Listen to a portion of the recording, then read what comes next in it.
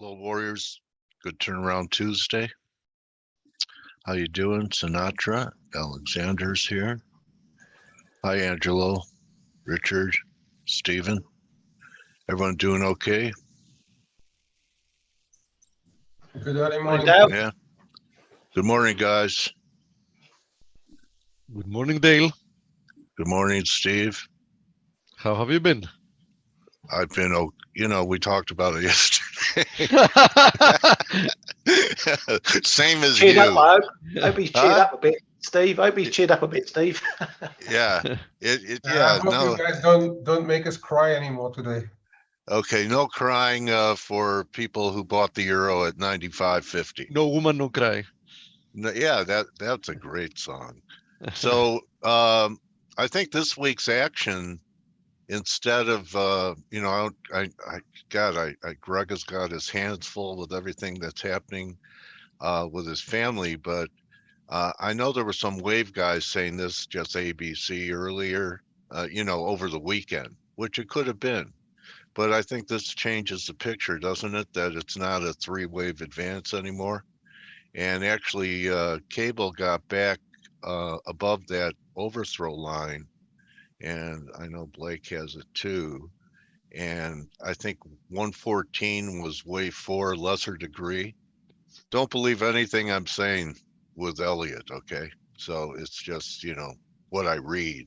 It's not what I know. So I don't know if it has to close over it, but this would have me think that even though there's talk of intervention, the only thing that really hasn't cooperated that well is US dollar yen. Still looks like, even with yields falling off the cliff, yen is still stiff since the intervention. It's given very little ground. Looks like it wants to test the Japanese again. So let's go with K-Man. Are you surprised? I think I started talking about last week. I was surprised that the yen didn't come off with a weaker dollar later in the week. I think we're all a bit asking us the same question: is that why is dollar yen here when the US yields come off, the 10s come off 45 BPs, which was the anchor point, which was what has driven the dollar yen. But now we're also all of a sudden seeing some kind of correlation again that the yen gave up 5 months ago. Back in force, which is risk higher, commodities higher, oil higher, and the yen weaker. So yeah, I mean, as I was saying yesterday already, and I repeated on the Flow Show, to me now this 143.90 figure in dollar yen is going to be key. We get back below, then things may start to change. Stay above. It looks like a very short-term level, but it's holding, and that's right here. This is the low you're talking about. Right here. We've tried it a good few times, and this thing is holding since the interventions. And yeah, I'm really. I think it wants to test them out. And isn't that how most solo interventions go? Rather than concerted, that you'll test the intervention. The market will test the intervention level again.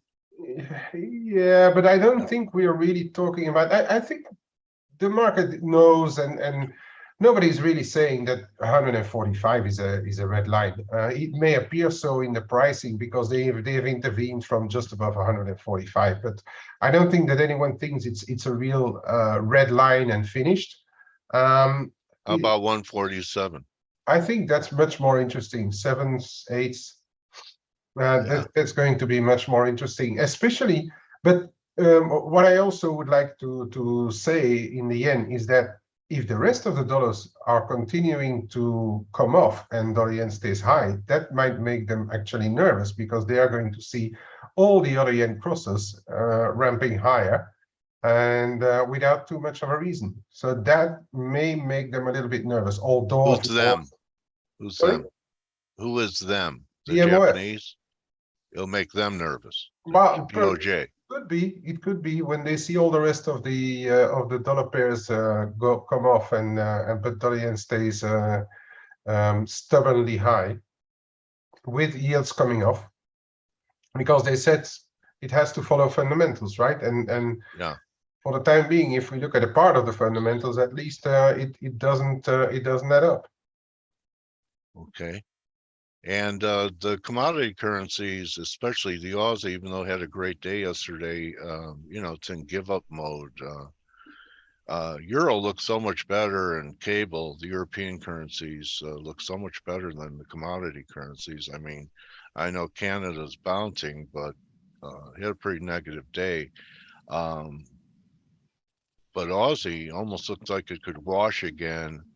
And I don't know, I kind of trust the RSI on this confirm low Yeah, more than I do on well, you know, Euro kind of it actually did diverge on this time. Yeah, but if you look only at dollar pairs, you will find some anomalies. But then if you look at the crosses, it's really a cross play. If you look at the euro, crosses are ramping higher across the board. Well, I mean, euro sterling less so, but I think we might have found a bottom there below, at least an intermediate bottom below 87 on the euro sterling. But a lot of crosses are going on. A lot. So that but the major story that's affecting risk markets is the dollar. So I think it's important. I know there are trading opportunities in crosses, but I think the theme of who thinks that was the high in the dollar, or that otherwise should probably be looking to buy the dollar on this pullback here pretty soon. Yeah, you've got two things coming up now: the yields this afternoon, and then I think then we will be looking at the NFP, well, the labor report. Yes, later in the week, yeah. and then there might be bigger decisions made on the dollar. Okay. So I believe there is a G10 meeting coming up in a week or so. So Jamie McGeever wrote that would be a platform if they were going to have to, but maybe they don't have to. I mean, this makes me think that I don't know about new lows now, but maybe some type of fib retracement from here that you look to buy a big pullback in your own cable now, if there is one. What do you think? Well, I mean, yeah, the cable has some interesting resistance in the 114s. We've had a try there just above 114 up to 114.30. There's a bit of resistance there, anywhere between 35 and 50, 55 something. So, and that rejected so far, but then the process took over. Yeah, and I'm not sure about sterling, for how long sterling can keep its beat. There's a lot of political stuff going on. Well, so I'm thinking, you know, 104, 114, 1,000 pip advance. Why not pull that would back? be great. Pull back 500, 600, and look to buy that. That would be absolutely great if we can have that. I'll try and arrange it. All right, thank you, Dale. Behind the scenes. Talk to you tomorrow. Put some headlines out, Dale, in a similar mood to yesterday. Put some headlines out. Anyway, Ryan, what do you think? I know that, you know, I can remember, it's echoing in my head. Here's a quote. I'm just feeling that, you know, the euro and the dollar, I'm for the first time thinking about that the dollar is peaking. And that was your trader intuition speaking to you. Did you act on it? No, I didn't, but I am now. I didn't then, but I am now. I've dibbled into a little short dollar yen. I've got to have some short dollars in me, just to scratch the itch.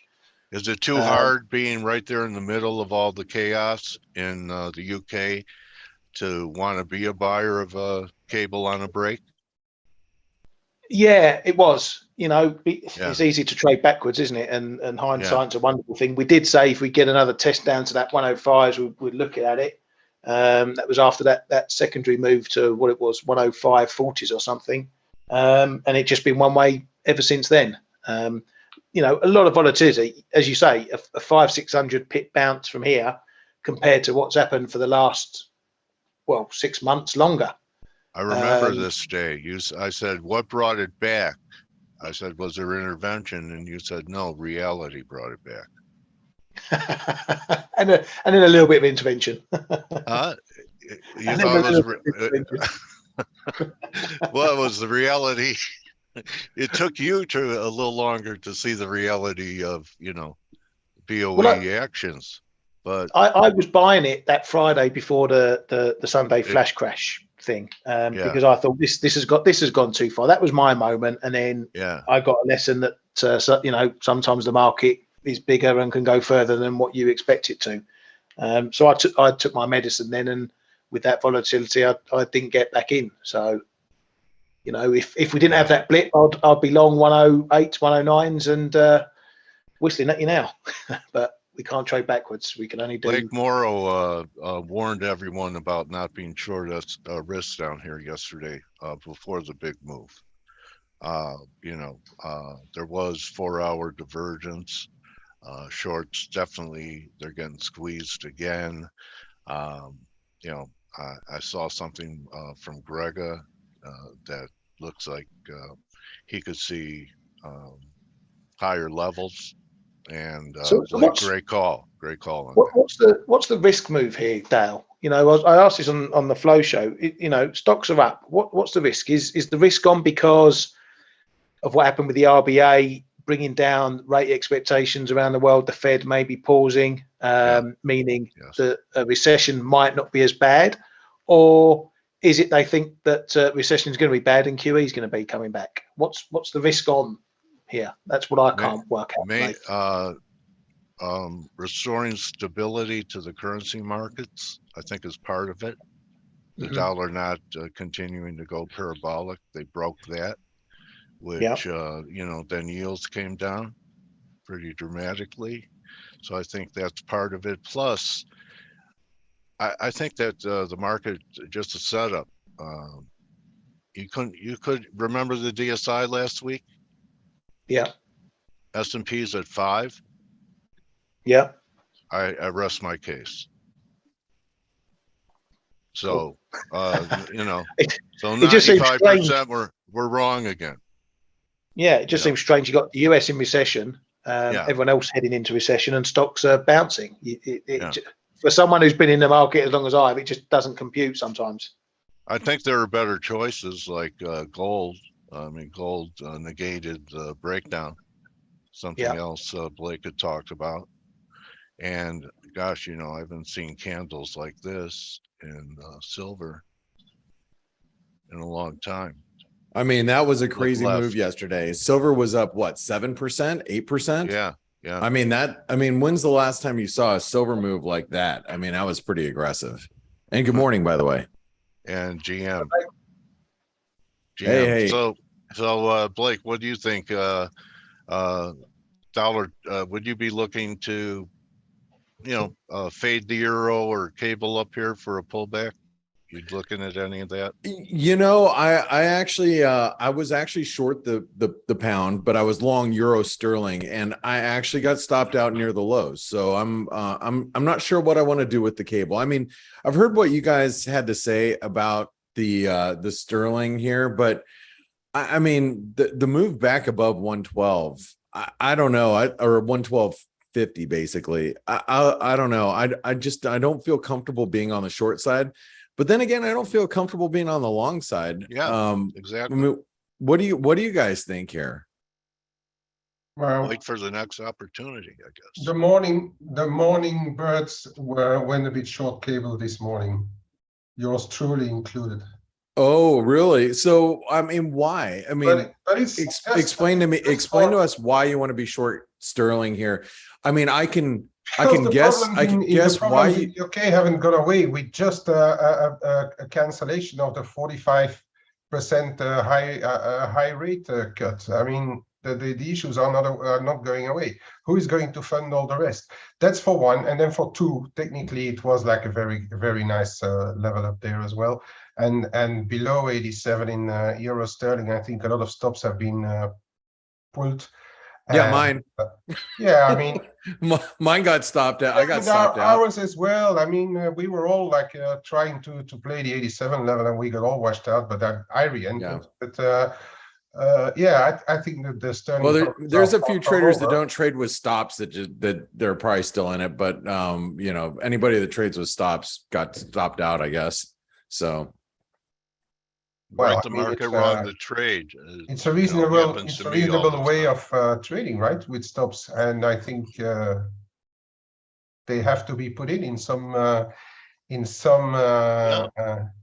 funding programs. oh yeah, in the funding programs, you got to trade with stops. That's right. If you're in the trade. Speaking of which, I wanted to mention we just did a really big payout for the trader funding program. So if you guys don't know, we just facilitated that yesterday, and we were going back and forth regarding some of the. There's another payout that we had to do too. And by the way, just if you're in the trader funding program, you can only pull out money once every 30 days. We limit that due to clerical accounting type of things, but yeah, check out the trader funding program if you guys want to learn how to trade our money. It's pretty cool. Like I said, we just did a couple big payouts, so that was great. Going back to the euro sterling, or the sterling in general. So I see why you guys are short, but let me ask you this. You have the RBA today, right? The RBA raised rates. They raised rates. They didn't raise rates 0.5%. They raised 1/4. And I got to ask you guys, is this going to be the norm? Are we going to start to see central banks come in below expectations? I mean, we saw some of the economic data yesterday. You guys saw what happened, you know, to the dollar following the ISM data. And then we have jolts today. We have ISM services tomorrow, or ADP and ISM services tomorrow. I believe both of those tomorrow. I mean, we've got a lot of data that's coming in, and you know, I'm assuming it's going to start to weaken. Are we going to get central banks not delivering what people are expecting? What do you guys think about that? I don't think they're expecting What? No, the market's been trading that way, or trying to trade that way, all through this hype cycle, trying to catch the famous Fed pivot. And the RBA, I think, has just given an indication that we may be close to that, which we all knew. Really, we knew they're going to have to stop at some point or slow down at some point. You can't keep hiking 50s, 75s, 100s each month, right, forever. But everyone wants to know when is the end date. And that's probably going to be the end of the year, I would think. Well, yeah, but and again, let's just fast forward, and let's say, and for argument's sake, let's say that all the data that comes in this week is below expectations. Everything from, you know, the employment components of the ISM data that now remember, we get services, we just got manufacturing, but let's say services and employment component inside the ISM data comes in weaker. We have average hourly earnings missed to the downside. We start we don't create as many jobs as the market expects. All the data this week is weaker. Do we come out and start thinking the Fed, maybe their terminal rate is closer to 4% or maybe below that now? Because I mean, you saw what the RBA did this week. I mean, is that possible? And if so, you know, I look at Dale's throw over, Dale, yeah, wherever he's at. This is your throw over on the dollar index, right? And if you look at like longer term in the dollar index, let's this is a weekly chart. This is a big channel. That channel's been in existence for a decade. Nice. You know, you got a little false breakout above the channel. You got a false breakout above the more near-term channel. We People break should below have to 110. pay to see this, Blake. I'm telling you. What's that? People should have to pay to see this. They should, but you know, but they're not, and they're here, and hopefully they can join in the ForexAnalytix community and really talk about this more intraday. But anyway, as you can see, this is a long-term weekly chart, big resistance, big channel in the dollar index. The channel that we've been watching here, that's more on a on the annual basis, I guess, for the last year. You can see a big rejection throw over, just like Dale likes to point out. And I mean, what if the dollar index comes back down to 109, 109, and then breaks through that? Blake, yeah, I think you're asking, Brian. I think you're asking you're asking the wrong question about Okay. what the market does. If the data's soft, of course the market's going to trade the Fed not going as high. The question you need to ask is, what does the Fed do on 1 week of data? Does it change its tack over one NFP report, one ISM report, one services report? Right, and that's a great question. That's where the trade comes from. It's not the market's going to react either way, whether it's strong or weak data. That's a given. But what does the Fed do on one set of data? So given the chart I just showed you regarding the dollar index, and you look at the euro's back above, just so everybody can see it, it's back above 98.50, which is, I mean, if you're short dollars right now and you've got, the euro dollar turtle peeking its head out. So some people might laugh at that. You can use that analogy 100 different ways. Hey, I was just looking to get a laugh from one of you guys, and I did. Okay, so the cable pops its head back above 112.50, and I'm sorry, I'm laughing. I can't help it. And you got the dollar yen that's still holding up, but it can't break out to the upside. What happens, when you've got the Aussie, or excuse me, the euro just kind of dragging us higher. We're at highs of the day. And on top of that, if you guys didn't catch it, gold is back above 1,700. And I sure as hell wouldn't want to be short gold here. I'm not short, I'm actually long, but I sure as hell wouldn't want to be short if I was on the short side, because if gold starts breaking above this descending trend line that's been here all this year, we break above that, then you're going to get a squeeze in gold. You're going to get a dollar slump, no matter, what dollar it is. Even the Aussie will probably rally in that situation. You get a rally in gold. You got a massive rally in silver, coming up to the 38% retracement. By the way, it's at 21.60. What did we write here on Forex Analytics? 27.5 high. Well, I think it's what you gotta be careful of is this 2116 level, which is the 2116 is the 38% retracement of this entire move. You can see that.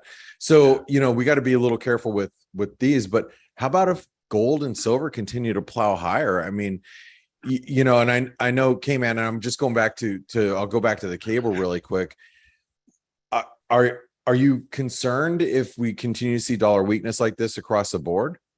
Is your question starting with, I'm short dollars. If everybody's shit in the US and every dollar comes down, am I going to make money? Is that I guess that's going to be an issue. I mean, but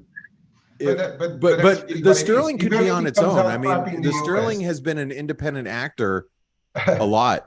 So the sterling has been an independent actor a lot over the last couple of weeks. Because you have to look at the other side of a dollar pair as well. I mean, right. And it all depends whether you're looking at a day-to-day time frame, a 3 months time frame, or as the Greeks are trading a 30-year frame. So the thing is, I mean, you can trade anything in any side. The question that you're asking, if everything is crap in the US, will the dollar go down? Yeah, well, I mean, if I would say no, I think the dollar goes up. People may start to ask questions why they are listening to this. Right.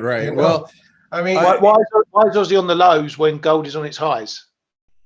What? I'm sorry. What'd you ask?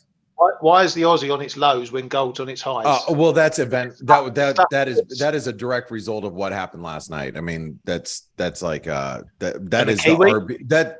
RBA mispriced. Yeah, the Kiwi is an interesting one. Now I look at the Kiwi as a bear flag, and it is on its lows, which I find it really, really interesting. What's and I'm glad you brought that up. I was actually going to buy the Euro Kiwi last night when it was down here.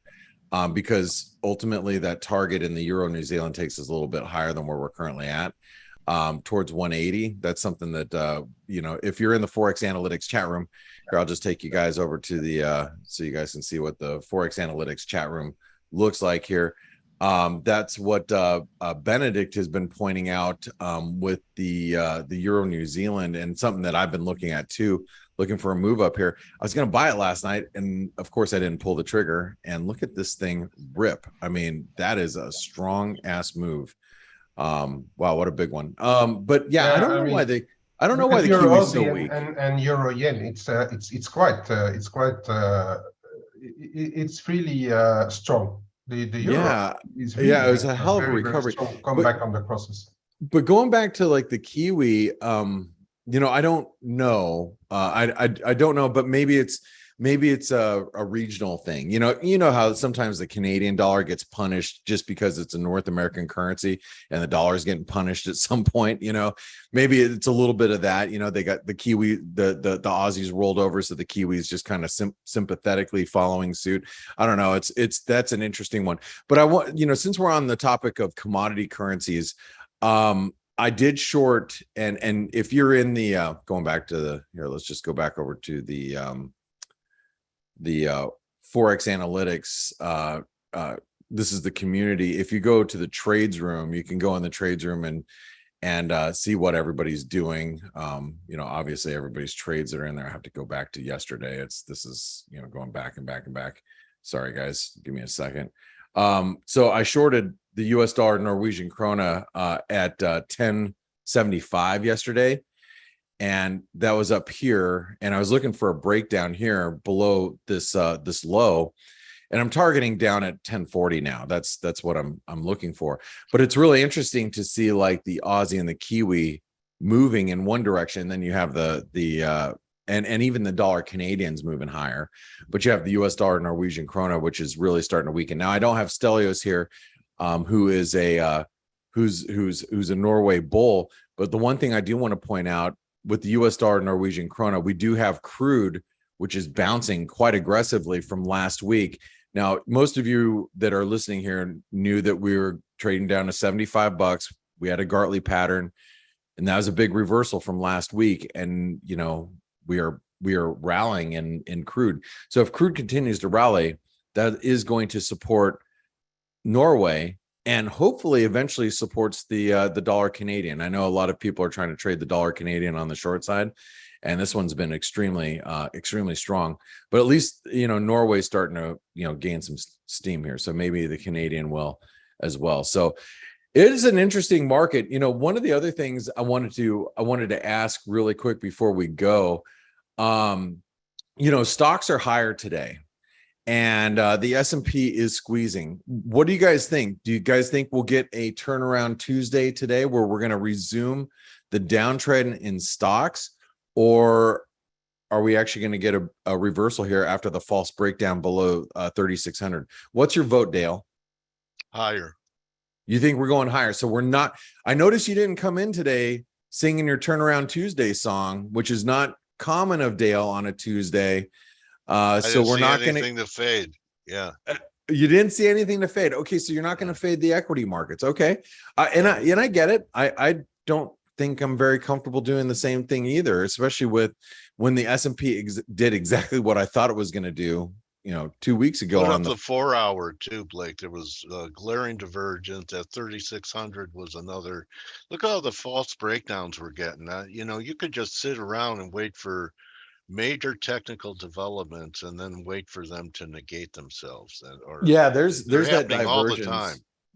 I agree with you. Okay, so you're not going to fade stocks. Let me ask K-Man, do you think risk will fail here, or do you think risk continues to squeeze? Risk is, all stocks, let's just call it. I mean, it all depends upon the data. It will depend upon the data. And I don't really know about risk, because it's not even risk. Well, if you look at the equities, it's risk on. If you look at stuff like euros, the Euro Canada, it's 150% risk off. Yeah, that's interesting.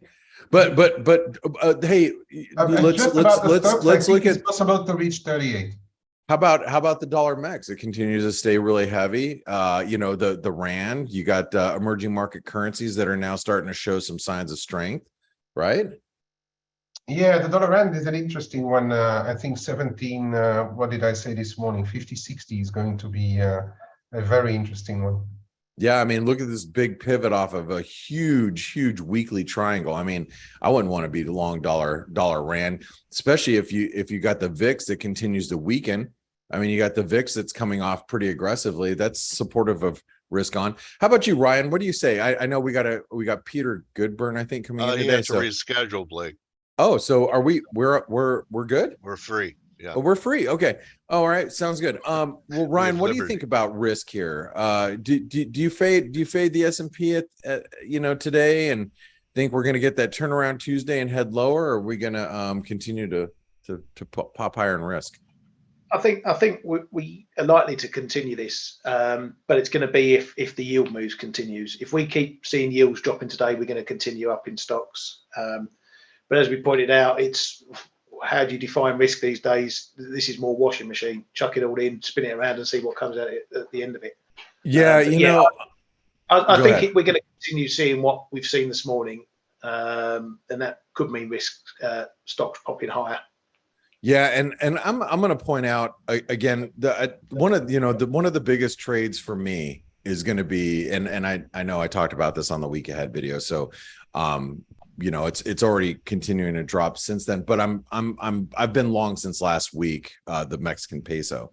This is one of those currencies that has not participated as stocks have gotten crushed, which is unlike it. And K-Man, you've been all over the Euro Mexican peso short this year, just pounding it to the downside, like a true pro, which has been awesome.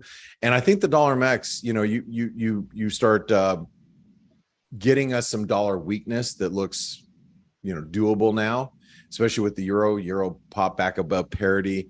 Maybe the sterling just holds in around these levels.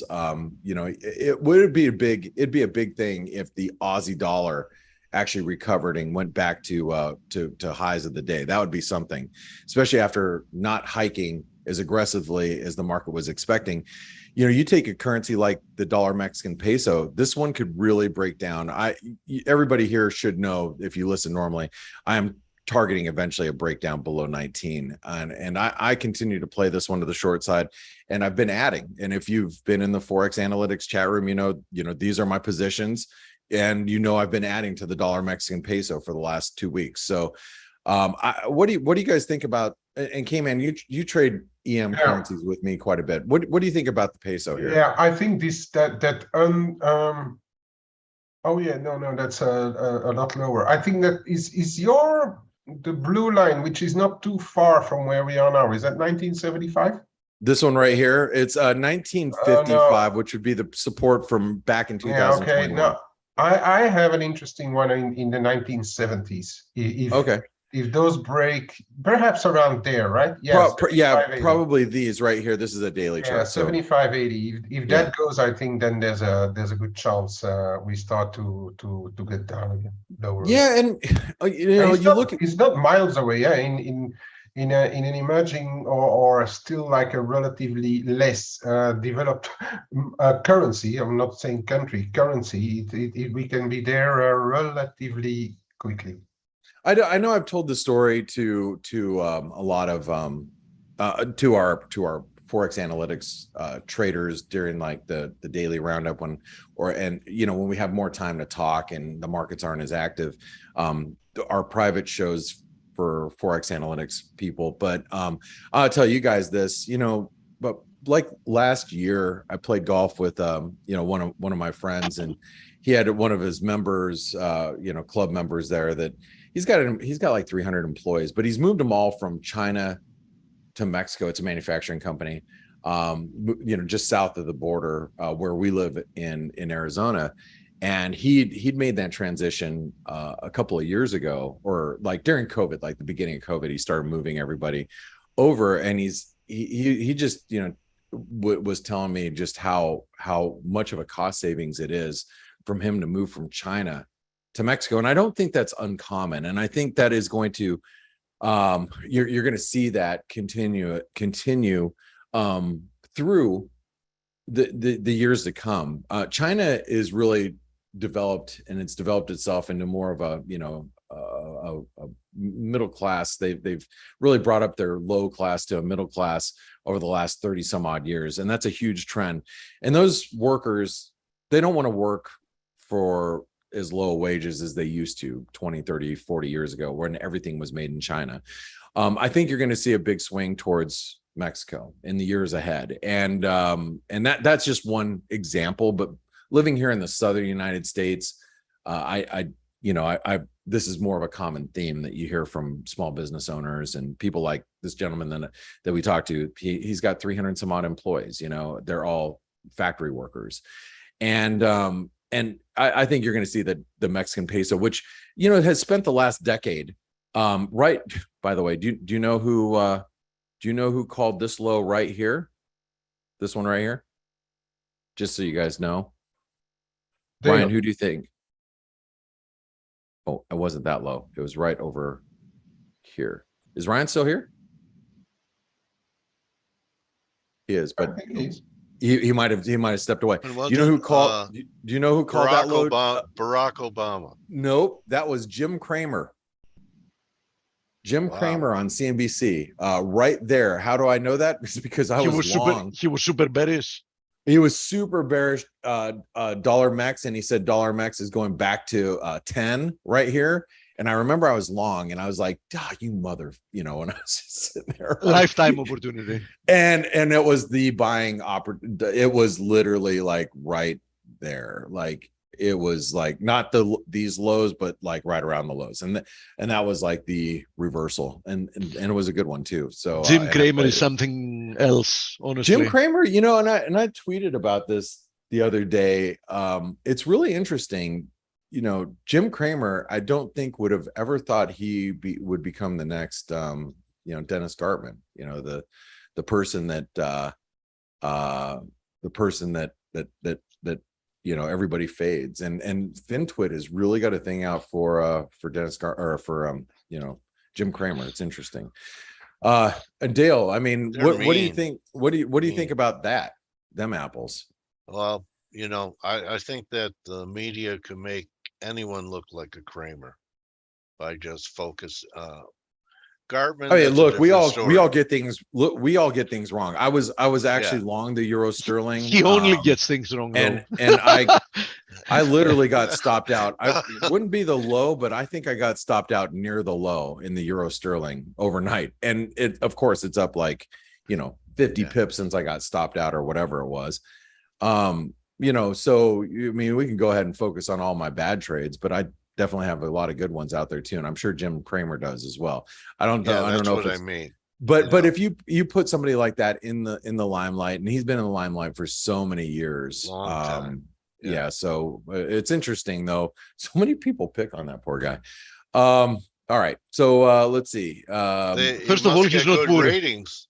He's not poor. That's correct. I would agree with that. All right, so hey, I know he's handsome. Go ahead, Dale. Oh, he's handsome. Oh, he's handsome. Did you really say he's handsome? Man, what is wrong with you? All right, so hey, a couple things.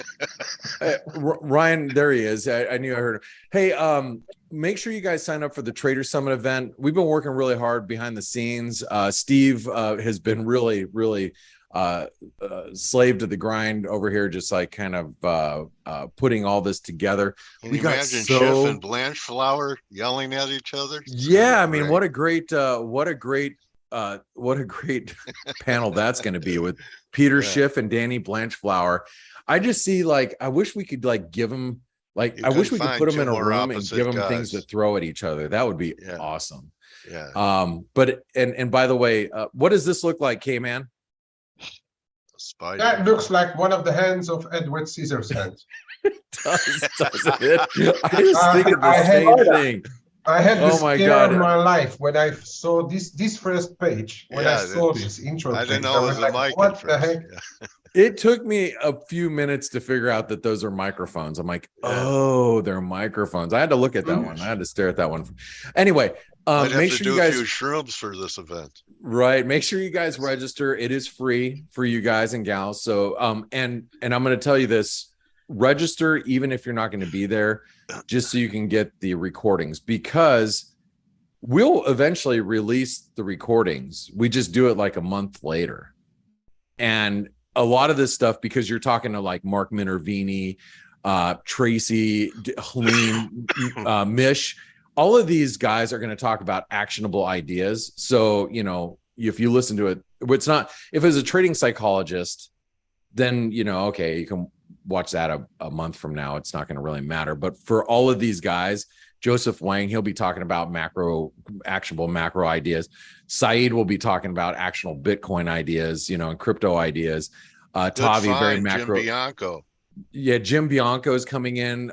We got Gareth. He'll be talking about crypto. Easy. Obviously, we've got, Jim Bianco is going to be great. Brent Donnelly, you know, probably one of the best FX, you know, institutional guys out there. I think K-Man's going to be joining us in that conversation. I'm getting clarity on that, but that's going to be really good to have, you know, bank traders that spent decades on trade desks chatting it up. What do you think about that, K-Man?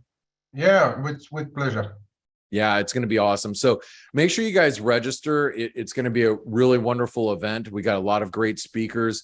Richard asked, or I'm sorry, that's Brian asked if we're bringing in Beyonce. No, but we're thinking about maybe bringing in Kardashian.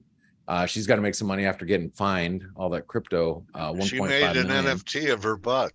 Yeah, to try and raise some money. And make sure you guys check out the trader funding program. Here's a link. I'll just go ahead and put that in there. Check this out. We actually, Steve, correct me if I'm wrong, we just did 2 payouts this week, big ones, like cash out payouts.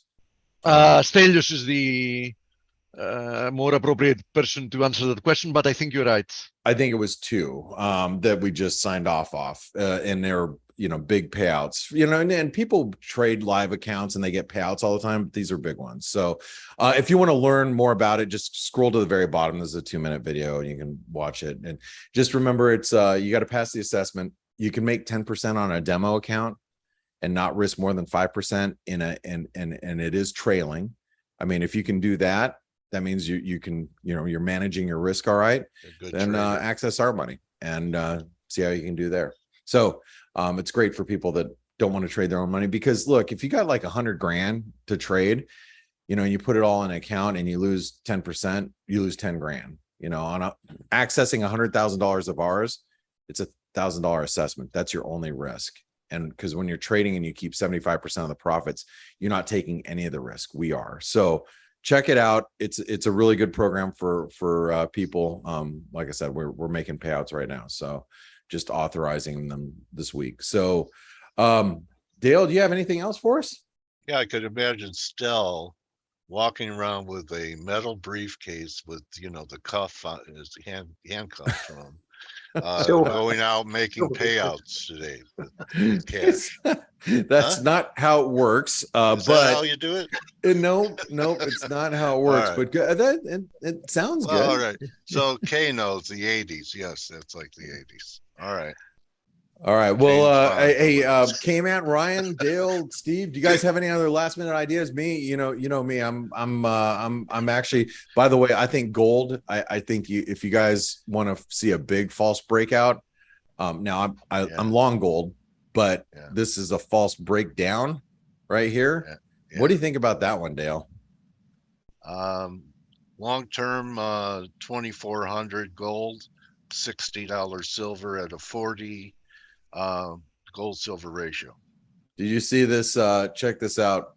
Yeah. On a weekly basis, that is the 50% retracement, right?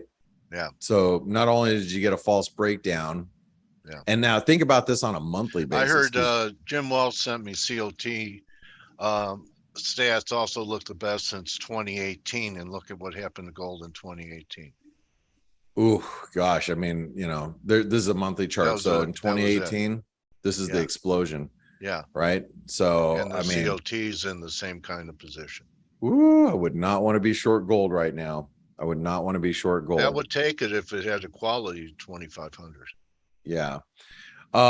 So, hey, you know, things to think about, guys. 50% retracement held, COT data working in your favor, and you got a false breakdown, you know. And hopefully you guys appreciate being on these free shows and getting actionable ideas like this. So glad you all tuned in. Team, They do. Ryan, They appreciate the show, and they take for granted that it's free. hey, you know, it's I'm glad we can be of service. Remember, we will be broadcasting the Morning Edge in about 30 minutes from exactly right now, then the daily roundup. Those are private for ForexAnalytix subscribers. It is only $99 to join, because once our prices rise here this next week, they're going up to $189 and they're not coming down. It's the first time we've raised our prices in 4 years. So we're going from basically $120 to $190 a month, and that's going to be permanent. So we dropped it down to $99 a month so you can get it and be grandfathered. We have some people that have been with us for 6 years now, and they are paying cheaper than $99 a month because they have been grandfathered in, and we don't raise the prices on them. So if you want to take advantage of ForexAnalytix, get in right now, and make sure you download the mobile app, and make sure you jump in the community and hang out with all of us. So thanks, Dale. Ryan, right, K-Man, right, and Steve. We'll see you guys soon. DJ says it costs time. So that's right. It costs time. Time is valuable. Yeah, we'll send him a check. And I appreciate you guys spending your time with me. The most valuable commodity. It is, young man. So don't just count your pips, count your blessings. Thanks for hanging out with us. And if you appreciate what we do, you have 4 days to get the deal for $99. That's how you say thank you. So see you guys tomorrow, team. Adios. You're welcome, everyone. See you, Jonathan. Okay, Richard. DJ, the check's in the mail. Okay. Thank you, Paul.